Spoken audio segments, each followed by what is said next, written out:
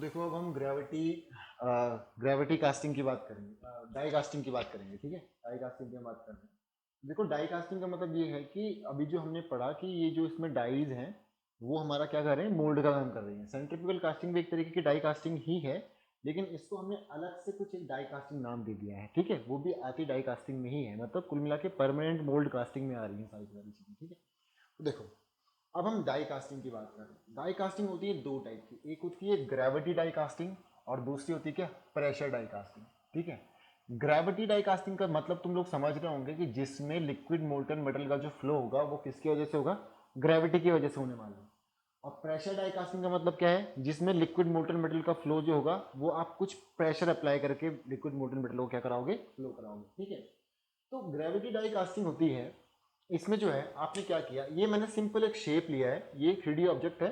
सामने से मैं आपको क्या दिखा रहा हूँ, क्रॉस सेक्शन काट के दिखा रहा हूँ। ठीक है, क्रॉस सेक्शन कटा हुआ दिख रहा है सामने से। ठीक है,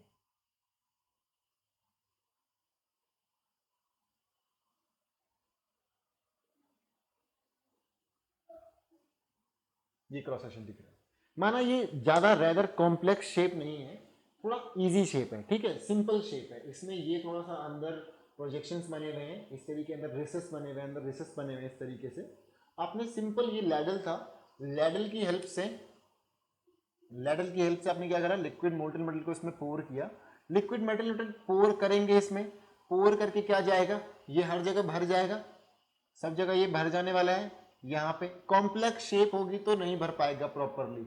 कॉम्प्लेक्स शेप होगी माना कि इसमें कुछ और बहुत छोटे छोटे रेसेस अगर आपने होल्स बना रखे हैं, अंदर कॉम्प्लेक्स ज्योमेट्री बना रखी है, तो वो फिर ग्रेविटी की हेल्प से नहीं भरने वाला, क्योंकि लिक्विड मोल्टन मेटल क्या होगा, काफी जल्दी सॉलिडिफाई होगा इस केस में। क्यों, क्योंकि हीट जो है वो मेटल डाई के थ्रू बहुत फास्ट ट्रांसफर होगी। हीट जो है वो मेटल वाले डाई के थ्रू क्या होगी, बहुत ज्यादा फास्ट क्या होने वाली है, ट्रांसफर होने वाली है। तो अगर रेदर कॉम्प्लेक्स शेप है तो वो कॉम्प्लेक्स शेप में क्या हो जाएगा, वहां पे सॉलिडिफिकेशन हो जाएगा मेटल का। तो जो कैविटीज अंदर होंगी ना, वो कैविटीज प्रॉपरली क्या नहीं पाएंगी, भर नहीं पाएंगी। तो ग्रेविटी डाई कास्टिंग में हम क्या करते हैं, सिंपल शेप्स के लिए, जैसे कि हमारा क्या हो गया पिस्टन, पिस्टन की शेप ज्यादा कॉम्प्लेक्स नहीं होती है, सिंपल शेप होती है। तो उस केस में हम क्या करते हैं, कॉम्प्लेक्स शेप आपको पता चलेगा अभी क्या होती है। ठीक है, तो हम क्या करते हैं, लिक्विड मेटल को हमने क्या किया, डाइज बनी है, ये मेटल्स की डाइज बनी है। इन डाइज में आपने लिक्विड मोल्टन मेटल को क्या कर दिया, पोर कर दिया, और उससे पोर करने के बाद क्या हुआ, पोर करने के बाद ये भर गया, फिलअप हो गया, फिल हो गया, सॉलिडिफाई हो गया, और सॉलिडिफाई होने के बाद आपने क्या कर दिया, इससे इसको निकाल लिया बाहर। तो ये जस्ट हमारी क्या है, ये रादर सिंपल शेप के लिए यूज की जाती है। ये क्या है, हमारी ग्रेविटी डाई कास्टिंग। अगली जो होती है हमारी क्या है, प्रेशर डाई कास्टिंग। ठीक है, अब प्रेशर डाई कास्टिंग की अगर मैं बात करूं, माना कि बहुत कॉम्प्लेक्स शेप है कोई, माना कि ये इस टाइप की बहुत ज्यादा,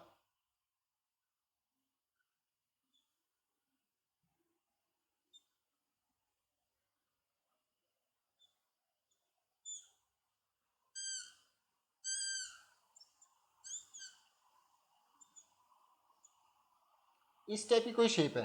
ठीक है, ये इस टाइप की कोई शेप है, यहाँ से चलती हुई आ रही है, इस टाइप की कोई शेप है। अब अगर आप यहाँ पे क्या करोगे, लिक्विड मोल्टन मेटल को जैसे ही आप यहाँ पे फिलअप कराओगे, तो फिलअप कराने के बाद ये लिक्विड मोल्टन मेटल क्या होगा, धीरे धीरे अपनी हीट को लूज करेगा ना। ये हीट को लूज करने के साथ क्या होगा, सॉलिडिफाई भी हो रहा होगा। तो ये वाले सेक्शन, ये सेक्शन तो भर जाएगा अच्छे से, लेकिन जैसे ये वाले सेक्शन है या इधर वाले सेक्शन है, ये सेक्शन जो है वो इजीली नहीं भरेंगे। माना ये जो सेक्शन है ये यहीं तक भर पाया, ये यहीं तक भर पाया, यहीं तक भरा, यहीं तक भरा, यहीं तक भरा, यहीं तक भरा, यहीं तक भरा, और उससे पहले क्या हो गया, लिक्विड मोल्टन मेटल क्या हो गया, हमारा सॉलिडिफाई हो गया। ठीक है, तो उस केस में जो है, उस केस में जो है हमें यहाँ पे इस मटेरियल को, जो हम लिक्विड मोल्टन मेटल जो यहाँ पे भेज रहे हैं, उस लिक्विड मोल्टन मेटल को हमको क्या करना पड़ेगा, एक प्रेशर की हेल्प से क्या करना पड़ेगा, इसमें भेजना पड़ेगा। ठीक है, अब वो जो प्रेशर की हेल्प से जो अरेंजमेंट होगा, वो अरेंजमेंट किसी भी तरीके का हो सकता है, डिपेंडिंग अपॉन कि हम क्या शेप एंड साइज चाह रहे हैं। कुल मिला के जो है कि हमें जो है लिक्विड मोल्टन मेटल यहाँ पहुंचाना है, वो लिक्विड मोल्टन मेटल हमें अंडर प्रेशर पहुंचाना है। अब वो प्रेशर हम किस चीज से क्रिएट कर रहे हैं, वो प्रेशर हम किसी प्लंजर से क्रिएट कर सकते हैं, है ना। पिस्टन सिलेंडर अरेंजमेंट होगा, कोई प्लंजर होगा, उसकी हेल्प से हम क्या कर सकते हैं, उस प्रेशर को क्रिएट कर सकते हैं। तो वो, अब वो प्रेशर जो पिस्टन सिलेंडर अरेंजमेंट है, उसको आप मैकेनिकली, हाइड्रोलिकली, किसी भी तरीके से आप उसको ऑपरेट कर सकते हो। तो वो हमारा इस यहाँ पे एरिया ऑफ इंटरेस्ट नहीं है। अभी ये है कि हमें यहाँ पे कुल मिला के कुछ प्रेशर क्रिएट करना है, उस प्रेशर की हेल्प से हम क्या कर रहे हैं, कि अपने कैविटी में लिक्विड मोल्टन मेटल को यहाँ पे पहुंचा रहे हैं। ठीक है, तो ये जो है ये हमारा जो हाइट, इसमें देखो और एक क्या फायदा होने वाला है। एक फायदा तो ये कि कॉम्प्लेक्स शेप बन जाएगी। दूसरा फायदा हमारा ये हो गया कि यहाँ पे जो हमारी डेंसिटी मिलने वाली है वो डेंसिटी कैसे मिलने वाली है, हाई डेंसिटी मिलने वाली है। हाई डेंसिटी क्यों? क्योंकि आप लिक्विड मोल्टन मेटल को क्या कर रहे हो, अंडर द प्रेशर क्या कर रहे हो, आप उसको अप्लाई कर रहे हो। तो प्रेशर अप्लाई करने से कुछ ना कुछ उसमें तो वॉल्यूम कम होगा ना उसका, और वॉल्यूम अगर कुछ ना कुछ कम होता है तो क्या उसकी डेंसिटी फिर क्या करने वाली है, बढ़ने वाली है। जनरली चाहे थोड़ी सी बढ़े, बहुत थोड़ी सी बढ़े, लेकिन बढ़ने वाली है। ठीक है, अब देखो आपको पता है कार्बोरेटर की शेप कैसी होती है, कॉम्प्लेक्स होती है। क्रैंक केस जो होता है, क्रैंक केस क्या होता है हमारा, उसमें बहुत सारे वेल्व्स के लिए, बहुत सारे उसमें क्या होते हैं लुब्रिकेंट के लिए, वेल्व्स के लिए, उसमें बहुत सारे अंदर कॉम्प्लेक्स ज्योमेट्रीज होती हैं, तो उसके लिए यूज करते हैं। आपको पता है फ्यूल इंजेक्टर जो है उसको कितना कॉम्प्लेक्स होता है। ठीक है, तो उस केस में हम क्या करते हैं, प्रेशर डाई कास्टिंग का यूज करते हैं। ठीक है, अब जो ये चीजें हैं ना, ये जो चीजें हैं, इन चीजों को जो हम यूज कर रहे हैं, इन चीजों को जो हम यूज कर रहे हैं, इनमें मैंने आपको पहले बता दिया कि डाई कास्टिंग है, तो जो मैंने बताया कि डेंसिटी और fine grain structure, cooling rate high होगा, सरफेस फिनिश अच्छा मिलेगा, high temperature melting point material से यूज नहीं कर सकते, तो वो सब ऑलरेडी इसमें इंक्लूडेड है। उसके अलावा और क्या क्या चीजें हैं तो वो मैं यहाँ पे आपको डिस्कस आपके साथ में उन चीजों को कर रहा हूँ। ठीक है, अब ये हमारी हॉट चैम्बर और कोल्ड चैम्बर भी होता है। हॉट चैम्बर में क्या होता है कि जो हमारा लिक्विड मोल्टन मेटल होता है, जो हमारा मेल्ट जो भी हमारी मतलब ये डाइज होती हैं, ये डाइज हमारी कहाँ पे होती हैं, जहाँ पे हमारा मोल्टन लिक्विड मेटल स्टोर होता है, उस मोल्टन लिक्विड मेटल मतलब फर्नेस के पास ही होता है। ठीक है, फर्नेस से डायरेक्ट सप्लाई होती है हमारे मोल्टन लिक्विड मेटल की, किस में, हमारी डाइज में। कोल्ड चैम्बर में क्या होता है, हम कहीं दूर से लेके आ रहे होते हैं उसको। ठीक है, कहीं दूर से हम उसको लेके आ रहे होते हैं, जैसे हमारा सिस्टम कास्टिंग का यहाँ पे है और हमारी जो फर्नेस है वो कहीं दूर है। ठीक है, वो कहीं दूर है। तो जो हॉट चैम्बर होता है उसका हम यूज करते हैं किसके लिए, एल्यूमिनियम वगैरह के लिए यूज करते हैं, जिनका मेल्टिंग पॉइंट टेम्परेचर क्या होता है, थोड़ा कम होता है, उनके लिए हम क्या करते हैं, उसको यूज करते हैं। क्यों? क्योंकि जो हमारा डाई का जो सेटअप है वो फर्नेस के साथ जुड़ा हुआ है। अगर हमारा फर्नेस का टेम्परेचर अगर मेरा बहुत ज्यादा होने वाला है तो उससे हमारे डाइस पे क्या पड़ेगा, इफेक्ट पड़ने वाला है। ठीक है, तो इसलिए फर्नेस दूर है तो हम यूज कर सकते हैं हाई मेल्टिंग पॉइंट टेम्परेचर के लिए, लेकिन अगर फर्नेस के साथ में ही हमारी डाइस जुड़ी हुई है तो हम जो लो मेल्टिंग पॉइंट टेम्परेचर वाले मेटल्स हैं उनके लिए हम क्या करेंगे, उसका यूज करेंगे। ठीक है, तो ये हो गई हमारी क्या, डाई कास्टिंग। अब आती है हमारी क्या, एक स्लश कास्टिंग आती है। क्या आती है, एक स्लश कास्टिंग। ठीक है, ये जो स्लश कास्टिंग का यूज करते हैं, देखो इसका यूज देखना, अब ये थोड़ा डाई से अलग हो गया, ये डाई से थोड़ा सा अलग हो गया। ठीक है, अब स्लश कास्टिंग का यूज, जैसे इसमें भी हम डाइस का यूज करते हैं, मेटल डाइस का यूज करते हैं, जैसे कि यार शील्ड्स वगैरह बनी हुई होती हैं, जो शील्ड्स वगैरह होती हैं, जैसे कैप्टन अमेरिका की शील्ड हो गई। ठीक है, वो शील्ड हो गई। मेटल के फेस मास्क जो होते हैं मेटल वाले, जो पूरा का पूरा जो बनता था ना पहले, जो हेलमेट बनते थे, जैसे जो सैनिक वैनिक जो वॉरियर्स वगैरह जो होते थे वो लड़ते थे, सिपाही वगैरह जो पहले के टाइम पे जो मेटल हेलमेट्स वगैरह पहनते थे, वो सब जो फेस मास्क, ये शील्ड्स वगैरह, या फिर टॉयज वगैरह बनते हैं, तो वो किससे बनते हैं, वो बनते हैं स्लश कास्टिंग से। ठीक है, इसमें हमारा तरीका क्या होता है, हम क्या करते हैं, हमारे पास क्या होती है, एक डाई होती है। ठीक है, एक डाई होती है। अब चाहे हम डाई में क्या बना ले, पैटर्न बना ले, दोनों सुन से ध्यान से सुनना, डाई में पैटर्न बना ले या डाई के ऊपर हम सीधा क्या कर ले, फाइनल प्रोडक्ट बना ले। माना कि मेरे पास ये इस शेप की क्या थी, ये मेटल मेरे पास डाई है, ये मेरे पास डाई है। ठीक है, इस डाई के अंदर क्या था, इस डाई के अंदर ये ऐसे एक हॉलो शेप का कुछ भी एक प्रोडक्ट मुझे बनाना है, हॉलो शेप का कुछ भी एक प्रोडक्ट बनाना है।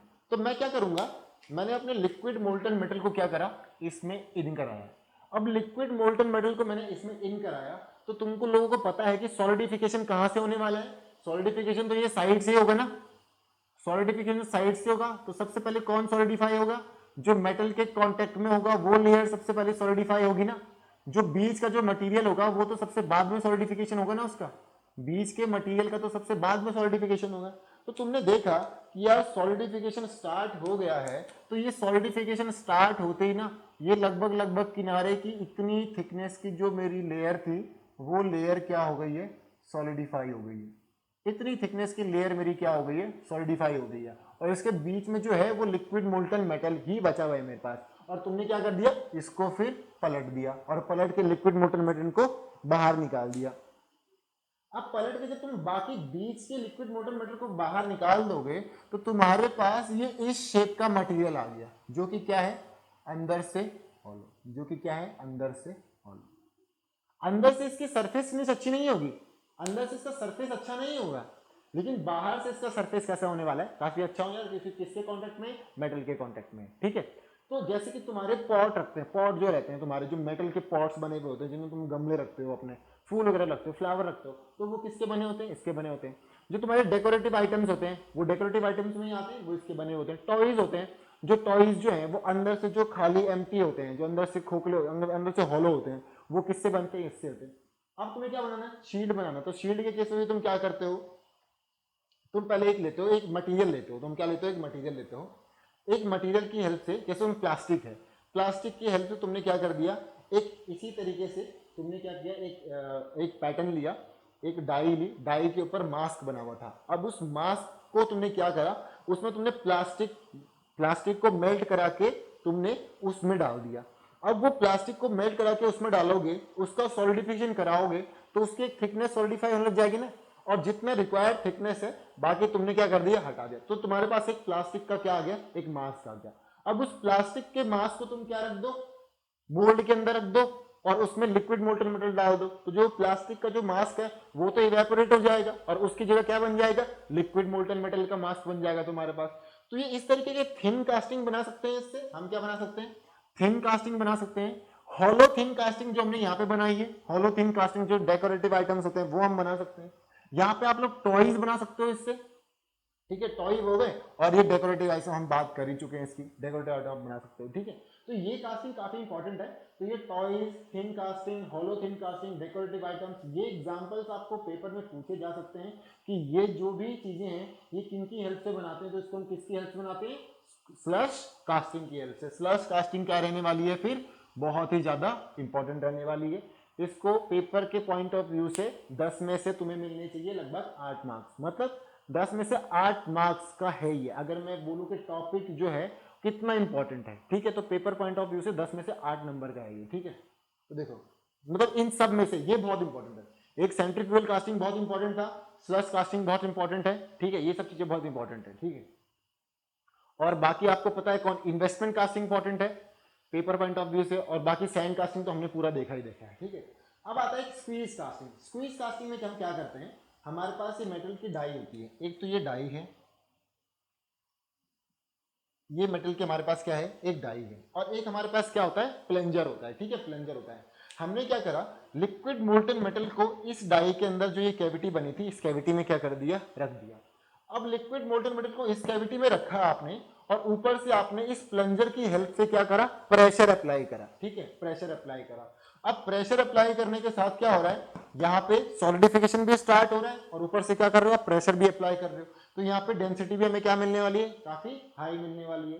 ये कास्टिंग और फोर्जिंग दोनों का क्या है, कॉम्बिनेशन। क्योंकि फोर्जिंग में आप क्या करते हो, फोर्जिंग में आप क्या करते हो, डाई फोर्जिंग में आप क्या करते हो, ओपन डाई फोर्जिंग या क्लोज डाई फोर्जिंग में आप क्या करते हो, आपके पास एक मेटल होता है जिसका टेम्परेचर थोड़ा हाई कर रखा होता है, ना भी हो कोई दिक्कत नहीं है।